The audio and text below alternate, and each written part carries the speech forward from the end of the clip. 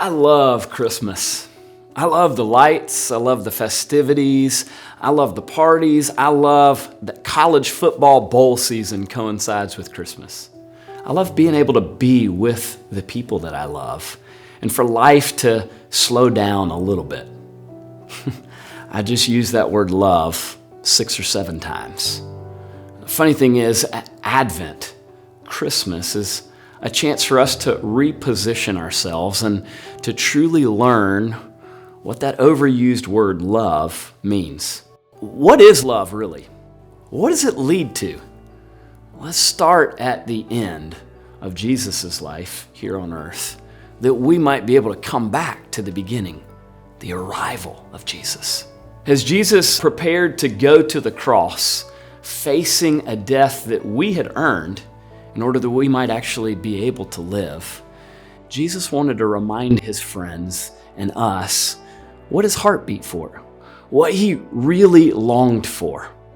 And that's that we would be one with Jesus and one with one another, truly together, not divided. Jesus came so that we could be secure, one. In the middle of sharing his heart with his friends in John 15, Jesus said, "As the Father has loved me, so have I loved you. Abide in my love."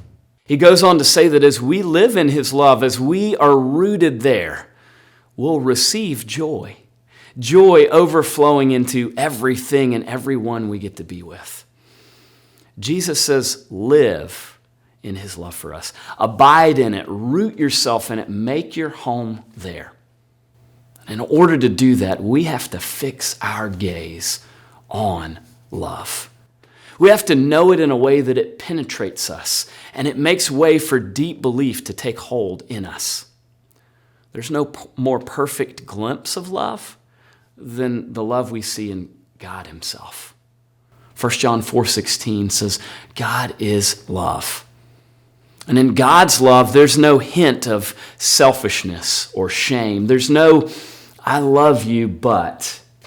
When we look at the love that the Father has for Jesus, it's whole, it's perfect. And when we root ourselves in the truth of that love for us, it enables us to live secure and to begin to carry that love to others. In the 1800s, the slave communities in Louisiana had a phrase that they would ask one another to help root them in truth and allow them to keep going in the midst of unthinkable circumstances. They'd ask one another, have you been seized by the power of a great affection?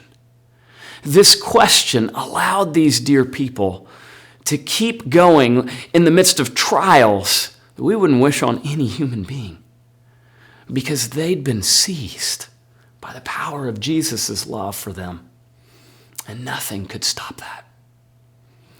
Advent is a time of watching and waiting. This week, my prayer is that we will be able to watch how Jesus has come to us and wait for his return. As we see how Jesus came and began to realize why he came, may his love take root within us.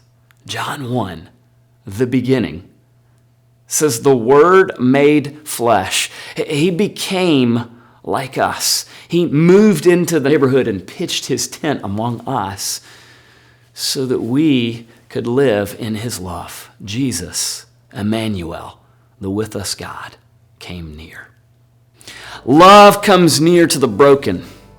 That's what love really is. When we couldn't survive because our brokenness was taking life from us, Jesus took it upon himself. He became homeless. He wandered from town to town. He was cast out of society so that you and I might find a home, that we might be adopted into a family, secure. It is a hope that does not disappoint. This is how I know what love is. Jesus came near. The Word made flesh in the most humblest of ways. And he still draws near today. May we live in and know his love, true love, this week. May we be seized by the power of Jesus' great affection for you and me. Merry Christmas, Wildwood.